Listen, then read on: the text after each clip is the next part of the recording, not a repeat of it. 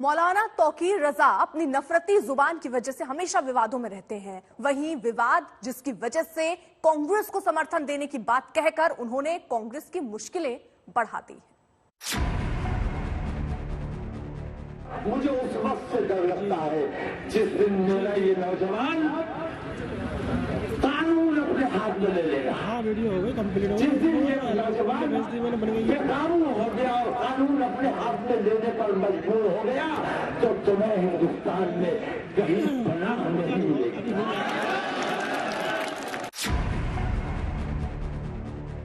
और करो कि असल में आतंकवादी अगर कोई है, अगर ईमानदारी से दयानतदारी से अपने दिल पर हाथ रखकर गौर करने बैठ जाओगे मेरे हिंदू भाइयों, तो तुम्हें दिखेगा कि मुसलमान असल में आतंकवादी नहीं है। असल में कोई आतंकवादी है तो ये नरेंद्र मोदी है और ये अमित शाह है और ये योगी अपने आप को कहता है। ये योगी नहीं है, ये बहुत बड़ा ढोंगी है। याद रखो जो रावण के भेष में आए, रावण जो साधु का भेष बना के आया था सीता मैया का अपहरण करने, वो भी साधु बन के आया था। तो एक बार रावण आया था साधु का भेष बनाकर सीता मैया का अपहरण करने और महापाप करने।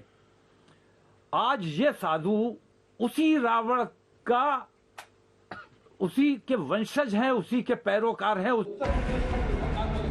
मौलाना ताकिर रजा के ऐसे ही विवादित बयान को लेकर अब बीजेपी ने कांग्रेस पर निशाना साधा है। अब सोच के देखिए किस प्रकार की ये घृणा की बात है। घृणा की पराकाष्ठा है, हाइट ऑफ हेट्रेड, जिसमें स्पष्ट रूप से एक मौलाना कह रहे हैं कि अगर हमने खुला छोड़ दिया अपने युवकों को तो धर्म विशेष का नाम लेकर कह रहे हैं कि हिंदुओं को हिंदुस्तान में रहने की जगह नहीं मिलेगी, देश छोड़ के जाना पड़ेगा। और तो और उसी लाइन में वो कहते हैं आगे कि हिंदुस्तान का नक्शा बदल के रख देंगे, हिंदुस्तान का नक्शा बदल जाएगा। हिंदुस्तान का नक्शा बदलने वाले लोग, जिन लोगों के मंसूबों में इस प्रकार की कारसादी है कि वो हिंदुस्तान के नक्शा को बदलना चाहते हैं, कानून की व्यवस्था को पलटना चाहते हैं, स्वाभाविक रूप से वैसे लोगों का समर्थन कांग्रेस पार्टी लेती है। ये कोई कांग्रेस पार्टी के लिए नया विषय नहीं है। उधर विश्व हिंदू परिषद ने तो कांग्रेस को अपना नाम बदलने की ही नसीहत दे डाली।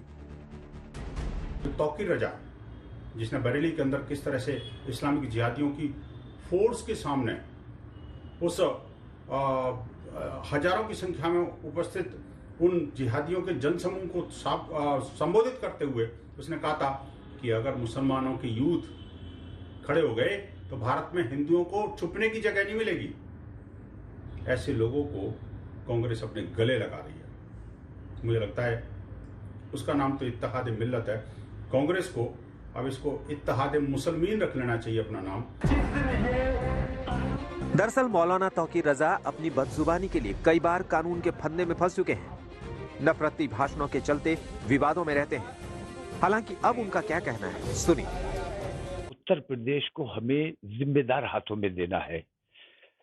पिछली बार हमसे गलती हुई तो कैसे मनहूस हाथों में चला गया। उससे पहले हमने गलती की, जज्बात में बह गए, अखिलेश यादव जैसे गैर जिम्मेदार हाथों में हमने उत्तर प्रदेश को दे दिया। और उत्तर प्रदेश ने कितने दंगे, तकरीबन 176 दंगे पूरे उत्तर प्रदेश में। और मैंने देखा इन लोगों की गैर जिम्मेदारी और लापरवाही। आलम यह था कि जिस वक्त मुजफ्फरनगर जल रहा था वहां बच्चे भूख से मर रहे थे।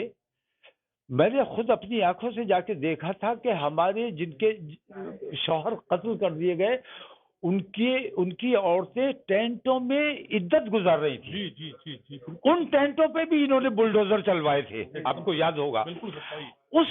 उस भयानक वक्त में ये लोग सैफई महोत्सव में डांस कर रहे थे और डांस करवा रहे थे। किसी भी धर्मगुरु को किसी भी सियासी पार्टी में खुल के उसकी हिमायत या मुखालिफत नहीं करना चाहिए, इसलिए कि धर्म और सियासत ये दोनों अलग अलग चीजें हैं।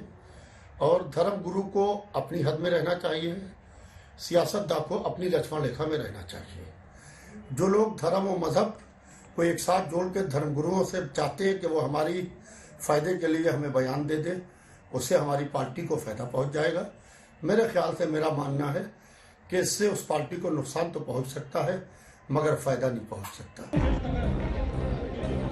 मुस्लिम धर्मगुरु का कांग्रेस के समर्थन में आना, all India Muslim personal law board का ओवैसी को जिताऊ उम्मीदवारों को उतारने की सलाह देना, समाजवादी पार्टी का कैराना में पलायन के आरोपी को टिकट देना और बीजेपी का 20 बनाम 80 की लड़ाई का नारा बुलंद करना, ये ध्रुवीकरण और तुष्टीकरण नहीं तो क्या है?